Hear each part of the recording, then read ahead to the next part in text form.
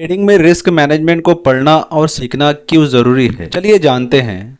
अगर आप ट्रेडिंग को लेकर सीरियस हैं और इसमें करियर बनाना चाहते हैं तो आपको ट्रेडिंग के हर एलिमेंट्स को सीखना पड़ेगा, जिसमें से रिस्क मैनेजमेंट भी एक है। रिस्क मैनेजमेंट का नॉलेज ना होने की वजह से बहुत सारे लोग आज लॉस में हैं। चलिए स्टेप बाय स्टेप देखते हैं रिस्क मैनेजमेंट में हमें क्या सीखना जरूरी है। रिस्क मैनेजमेंट में 4 इंपॉर्टेंट पॉइंट्स होते हैं। Number 1, position sizing. Position sizing में हमेशा आपको अपने रिस्क के हिसाब से अपनी क्वांटिटी डिसाइड करनी चाहिए। जैसे मान लो आपने निफ्टी का एक लॉट लिया है जिसका प्रीमियम अभी 100 रुपीज चल रहा है और आपने डिसाइड किया है कि अगर प्राइस 100 रुपये से गिरकर 80 रुपये आ जाता है तो आप एग्जिट कर दोगे और आप चाहते हो कि आपको एक ट्रेड में सिर्फ 500 रुपये का लॉस हो, तो आपको सिर्फ एक लॉट में ही काम करना पड़ेगा। जैसे यहाँ मार्केट ने एक रेजिस्टेंस को ब्रेक किया है और आपने इस ट्रेड में एक लॉट की जगह 4 लॉट ले लिए हैं 20 पॉइंट के स्टॉप लॉस के साथ, क्योंकि आप बहुत श्योर हो कि मार्केट यहाँ से ऊपर ही जाएगा। लेकिन नेक्स्ट कैंडल में मार्केट ऊपर एक विक बनाकर एकदम से नीचे गिर जाता है, क्योंकि मार्केट में कुछ भी हो सकता है। जहां आपको 500 रुपये का लॉस होना चाहिए था, वहां आपकी पोजीशन साइजिंग गड़बड़ की वजह से आपको 2000 रुपये का लॉस हो जाता है। इसलिए आपको अपनी पोजीशन साइजिंग हमेशा कंट्रोल में रखनी चाहिए। सेकंड पॉइंट है स्टॉप लॉस।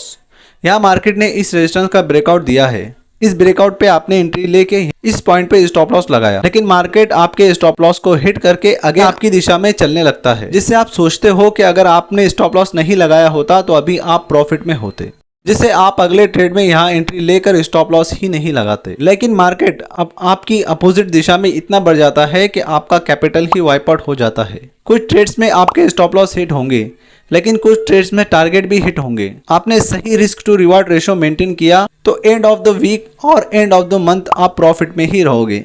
थर्ड पॉइंट है रिस्क टू रिवार्ड रेशो।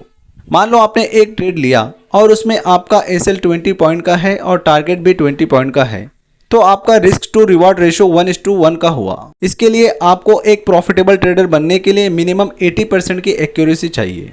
अगर एक ट्रेड में आप 20 पॉइंट का स्टॉप लॉस और 40 पॉइंट का टारगेट रखते हो तो इस सिनेरियो में आप 50% की एक्यूरेसी पर भी प्रॉफिट में रहोगे। अगर एक ट्रेड में आप 20 पॉइंट का एसएल और 60 पॉइंट का टारगेट रखते हो तो यहाँ अगर आपकी स्ट्रैटेजी ने आपको 33% की एक्यूरेसी भी दी तो भी आप प्रॉफिट में रहोगे। फ्यूचर एंड ऑप्शन में आपको हमेशा 1:2 या इससे ऊपर का रिस्क टू रिवार्ड मेंटेन रखना चाहिए। फोर्थ पॉइंट है हेज।